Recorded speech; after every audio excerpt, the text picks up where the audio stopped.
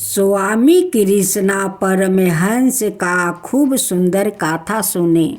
स्वामी राम कृष्णा परमहंस का जन्म बंगाल का हुगली जिले में कामारपुकुर ग्राम में 17 फरवरी सन 1736 को एक गरीब ब्राह्मण परिवार में हुआ। इनके पिता का नाम खुदीराम चटर्जी और माता का नाम चंद्रमणि थी। इनका बचपन का नाम गदाधर था। इनकी शिक्षा तो साधारण ही हुई, किंतु पिता की सादगी और धर्मी निष्ठा का इन पर पूरा प्रभाव पड़ा। जब यह केवल 7 बरस का ही थे कि इनके पिता का स्वर्गवास हो गया। इनका लालन पालन इनकी माता और बड़े भाई राजकुमार ने किया था। लड़कपन से ही इनमें एक विचित्रता थी कि हर एक बात का प्रभाव इनके कोमल हृदय पर बहुत पड़ता था। इनके भाइयों ने इन्हें स्कूल में पढ़ने के लिए भेजा, किंतु वहाँ इनका चित्त नहीं जमा।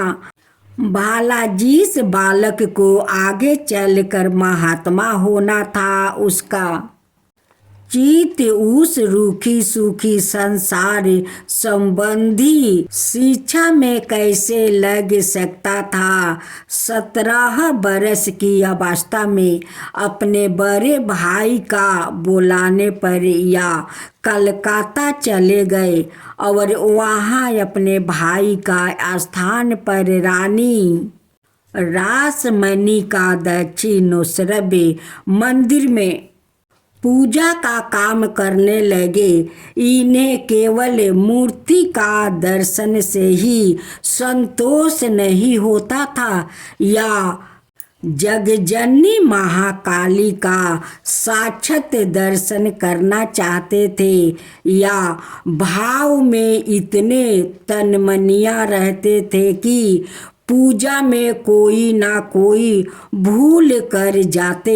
कभी कभी मंदिर के फर्श पर पड़े हुए करुणा सवारों में पुकारने लगते, माँ आज का दिन बेकार चला गया, तू नहीं आई।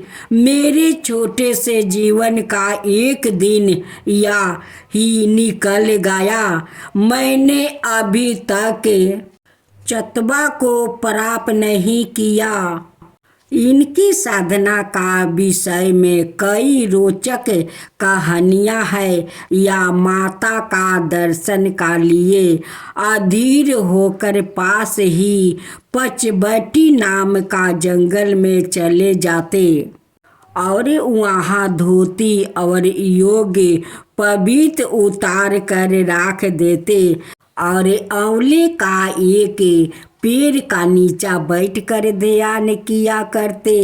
इनके मंजे हृदय ने इनके ऊपर छिप कर ढेल फेंक कर डराना चाहता था। जब या नहीं डरे तब बोला, ध्यान करना है तो करो। इस प्रकार पागलों की तरह धोती और योगोपवीत उतार कर क्यों बैठे हो? इन्होंने उत्तर दिया, तू जानता है क्या है, जन्म से ही मनुष्य घृणा लाज कुल शीतल भय मन जाति अभिमान इन 8 बंधनों से बांधा रहता है। योगोपवीत से ऊंचा जाति का अभिमान पैदा होता है। धोती से लाज बनी रहती है। सच्चे मन से ध्यान करने के लिए इन सब बंधनों को हटाना चाहिए। जब या ध्यान करके लौटते थे तब धोती और योग पवित्र फिर पहन लेते थे, या भाव में इतना तल्लीन रहने लगे कि लोग इन्हें पागल समझते थे, या घंटों बैठा ध्यान करते और माँ के दर्शनों के लिए तड़पते। एक दिन आधी रात का समय जब इनकी व्याकुलता समीप पर पहुंच गई, तब इन्होंने देखा कि वहाँ घर द्वार मंदिर आदि कोई भी चीज नहीं रही है। इनके स्थान पर असीम अनंत चेतन ज्योति समुंदर अपनी तरंगों को उछालता हुआ और गर्जना करता हुआ बढ़ा चला आ रहा है, या तरंगों इनके ऊपर आ जाती है और इन्हें अनुभव होने लगता है कि इन्हें बहुत गहरा कहीं पाताल में डुबो दिया है, या हाँफने लगते हैं और फिर अचेत हो जाते हैं। इनकी माता ने प्रत्यक्ष होकर इन्हें कृतार्थ कर दिया। इन्हें माँ के रूप में ईश्वर की वो ज्योति प्राप्त हो गई जो सारे संसार को प्रकाशित कर रही है। दूसरे देश वाले ईश्वर को पराये पिता कहकर पुकारते हैं, किंतु ईश्वर को माता कहना और माता की तरह मानना यह भारती की ही विचित्रता रही है। माता से जो प्रेम और बल प्राप्त होता है वो सभी जानते हैं।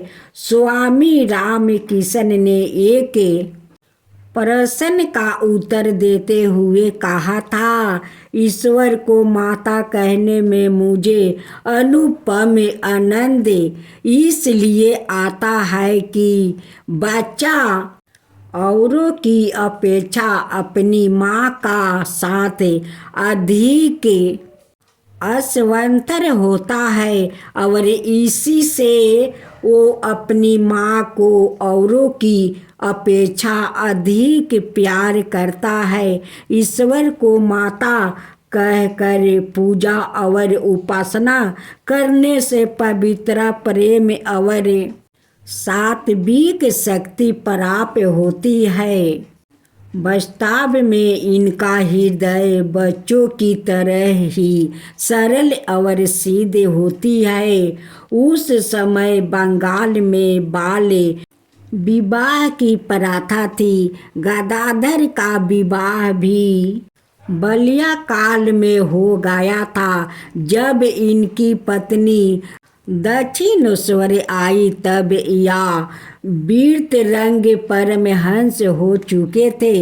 इन्होंने अपनी पत्नी के चरण छूकर प्रार्थना कि मैं माता की उपासना में अपनी सब शक्तियाँ लगा देना चाहता हूँ और गृहस्थी का बंधन से दूर रहना चाहता हूँ, मुझे इसके लिए आज्ञा दो। इनकी पत्नी शारदा देवी बड़ी ही पवित्र आत्मा थी। उन्होंने बड़े प्रेम से अपने पति को आध्यात्मिक जीवन में आगे बढ़ने के लिए उत्साहित किया। वो इनके दर्शन पा लेना ही अपना बड़ा सौभाग्य मानती थी। आगे चलकर वो भी इनकी शिष्या हो गई और अंत समय तक उन्होंने पवित्र और परपोक कर्मय जीवन व्यतीत किया। स्वामी जी का सब शिष्य इन्हें माता कहकर पुकारते थे। स्वामी जी सभी स्त्रियों को माँ काली का रूप में ही देखते थे और अपनी पत्नी के लिए भी कहते थे, जो माँ जगत का पालन करती है, जो मंदिरों में प्रतिष्ठा है, वही तो यह है। माँ की दिव्या ज्योति का साक्षात्कार हो जाने पर भी राम किशन को संतोष नहीं हुआ, या फिर छोटे बच्चों की तरह माँ का दर्शन के लिए रोया करते थे। कभी कहते, माँ मुझे फिर दर्शन दो, तुम्हारा वियोग मुझसे सहन नहीं जाता। माता से भी अपने पुत्र का रोना धोना नहीं देखा गया। वो इनके सामने आकर खड़ी हो गई, या उन्हें देखते ही बोले, माँ तुम मुझे छोड़कर क्यों चली जाती हो? तुमसे एक क्षण भी अलग रहना मुझे सहन नहीं होता है। माँ बोली, पागल कहीं के, क्या मैं तुम्हें छोड़कर कहीं जा सकती हूँ? मैं तुम्हारी माँ हूँ और मैं सदा तुम्हारे साथ साथ रहती हूँ। माँ की बात सुनकर इनकी आधी रात जाती रही। अब इनमें बहुत परिवर्तन हो गया था। पूजा करते समय माँ का साथ बात करने लगता, हंसते, कभी गुस्सा हो जाते और कभी माँ के पैर पकड़ कर बच्चों की तरह रोने लगते। कभी काली जी पर फूल चढ़ाने के बजाय अपने सिर पर राख लेते। कभी पूजा करते समय माँ पर चढ़ाए हुए प्रसाद को खुद खा जाते और कभी कुत्ते बिल्ली को खिला देते।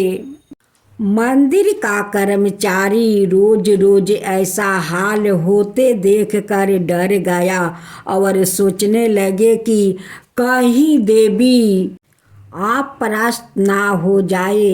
उन्होंने इनकी शिकायत कर दिया। जब मथुरा बाबू और रानी जी ने सवाए आकर इनकी यह दशा देखी, तब उन्होंने समझ लिया कि वास्तव में इनके ऊपर माँ की कृपा हुई है। यदि ऐसे नहीं हुआ होता तो पत्थर की मूर्ति के साथ यह माता का साथ व्यवहार नहीं करते। तब से रानी इन्हें देवता की तरह मानने लगी। साधक को मार्ग दिखाने वाले भी सवाए ही मिल जाते हैं। उनको शिक्षा देने वाले की खोज में भटकना नहीं पड़ता है। एक दिन संध्या समय अचानक एक वृद्धा सन्यासिनी सवाए दक्षिणेश्वर पधारी। वो राम कृष्णा को पुत्र समान मानती थी। उन्होंने इनसे अनेक तांत्रिक साधनाएं कराई। उन्होंने फिर तोतापुरी नाम का महात्मा से योग विषय का शिक्षा पाकर वेदांत का गंभीर विषयों का अध्ययन किया था। तोतापुरी ने शास्त्रों की विधि से इन्हें सन्यासी दीक्षा दी और इनका नाम बदलकर राम कृष्णा परमहंस रखा। इन्होंने हिंदू धर्म का विभिन्न संप्रदायों की भी साधना की, या दूसरे धर्मों को भी बड़ी श्रद्धा से देखते थे। इन्होंने यहूदी, फारसी, ईसाई और मुसलमानी मजहब की भी साधनाएं की थी। जब इन्होंने इस्लाम का मानन और अध्ययन शुरू किया था, तब इन्होंने एक योग्य मुसलमान से इस्लाम संबंधी उपदेश लिया और इसके सारे नियमों का ठीक प्रकार से पालन किया। उस समय इन्होंने मंदिरों में जाना बंद कर दिया था, अपनी दाढ़ी बढ़ा लिया था और या एक कठोर मुसलमान की तरह रहते थे। कुरान शरीफ का बावकियों को बार बार पढ़ कर दोहराते और उन पर मनन करते थे। इस प्रकार इन्होंने इस्लाम धर्म में सीधी प्राप्त की। एक दिन उन्होंने महात्मा ईसाई का चित्र देखा। वो अपनी माता की गोद में सिर रखे हुए थे।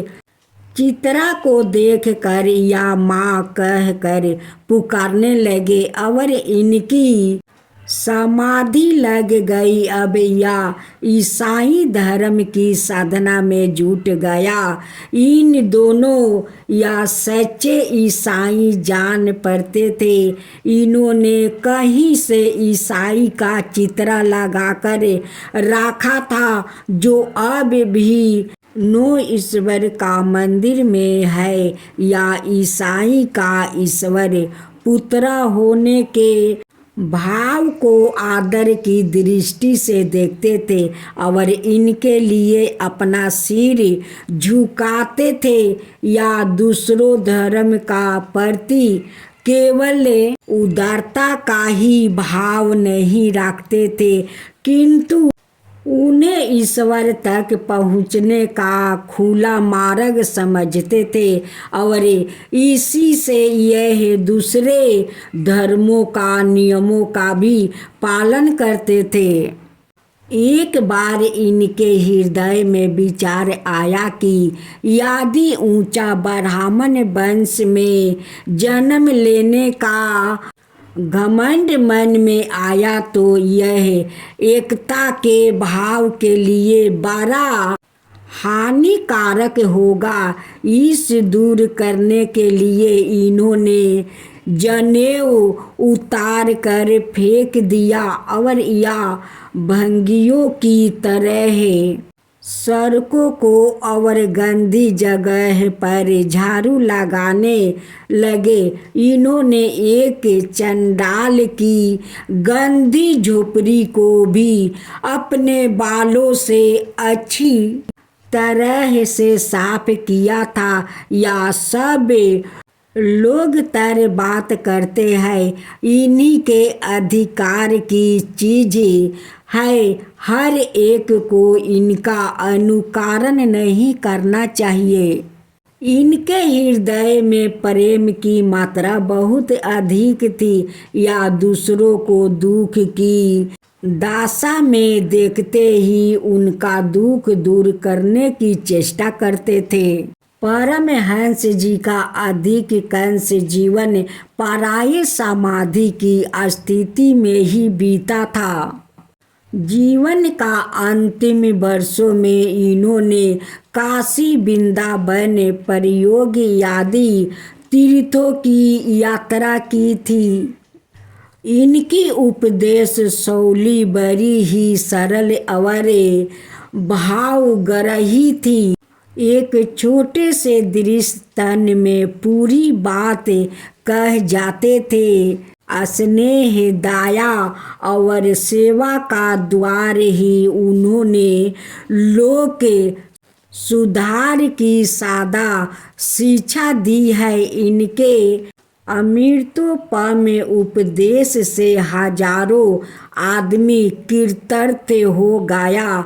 बर्मा समाज के अध्यक्ष केशवर चंद्र सेन ने इनके विषय में लिखा है, मैं बड़ा ही भाग्यवान हूँ, मुझे स्वामी रामकृष्ण परमहंस का संपर्क का सौभाग्य प्राप्त हुआ है।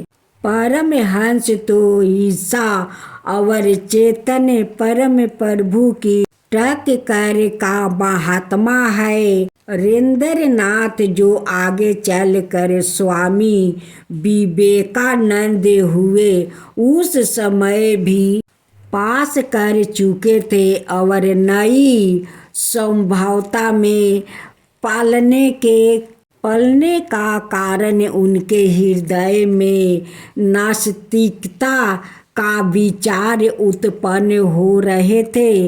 वो अपनी संडुकाएं लेकर परमहंस जी मिलने आए और उसने पूछा, क्या आप ईश्वर का अस्तित्व में विश्वास रखते हैं? स्वामी जी ने उत्तर दिया, हाँ। फिर उन्होंने प्रश्न किया, आप इसे कैसे सिद्ध कर सकते हैं? उन्होंने उत्तर दिया, जिस प्रकार मैं तुमको देखता हूँ उससे भी अधिक सच्चाई का साथ ईश्वर को देखता हूँ। रविंद्रनाथ ने अपने जीवन में पहली बार ही ऐसे मनुष्यों को देखा था जो साहस के साथ यह कह सके कि मैं ईश्वर को देखता हूँ। वो प्रत्येक दिन इनके पास आकर धर्म में तत्वों को समझने लगे। उन्होंने परमहंस जी का उल्लेख करते हुए लिखा है, किसी महात्मा का एक बार का स्पर्श उसकी एक दृष्टि जीवन को पूरी तरह बदल देने में समर्थ है। मैंने बुद्धि, ईसा महमूद और प्राचीन काल के अनाए महापुरुषों को बारे में पढ़ा था कि इनके कहने से ही बीमार और लाचार साधारण मनुष्यों को देखते ही मेरी नास्तिकता चूर हो गई। इन्हीं स्वामी विवेकानंद अमेरिका जाकर यह स्वीकार कराया कि वास्तव में भारत ही संसार का गुरु था और रहेगा। वहाँ अनेकों अमेरिकन वृद्धन इनको अनेक शिष्य हो गए और आज भारत और अमेरिका में रामकृष्ण मिशन की बहुत सी शाखाएं अपने कार्य का कर रही है। एक बार ठंडक लग जाने से स्वामी रामकृष्ण का गला फूल आया और धीरे धीरे बढ़कर वहाँ घाव हो गया। डॉक्टरों ने बहुत इलाज किया किंतु इन्हें कोई लाभ नहीं हुआ। इन्हों बोलने में बहुत कष्ट होता था, फिर भी भक्तों को उपदेश देना जारी रखा। जब सूजन अधिक बढ़ गई तब दूध लेना भी इनके लिए कठिन हो गया। इनके शरीर में केवल हड्डियां ही रह गई थी। इस रोग में इन्हें पीड़ा बहुत रहती थी, फिर भी यह मुस्कुराते रहते थे। एक दिन शिष्यों ने इनसे पूछा, स्वामी जी आप चाहे तो अच्छे हो सकते हो, आप अच्छे होने की चेष्टा क्यों नहीं करते? इन्होंने उत्तर दिया, तुम लोगों को पापों से मुक्त करने के लिए मैंने तुम्हारे सब पाप अपने ऊपर ले लिया है। इनका फल तो भोगना ही पड़ेगा। एक दिन एक शिष्या से उन्होंने तिथि पूछी। उसने श्रावणी पूर्णिमा बताया। उस दिन उन्होंने समाधि लगा ली। भक्तों ने इसे साधारण समाधि समझे, जैसी या पराये लगाया करते थे, किंतु इनकी यह समाधि ना टूटी और इनकी आत्मा नरेश्वर शरीर को छोड़कर परम ज्योति में मिल गई।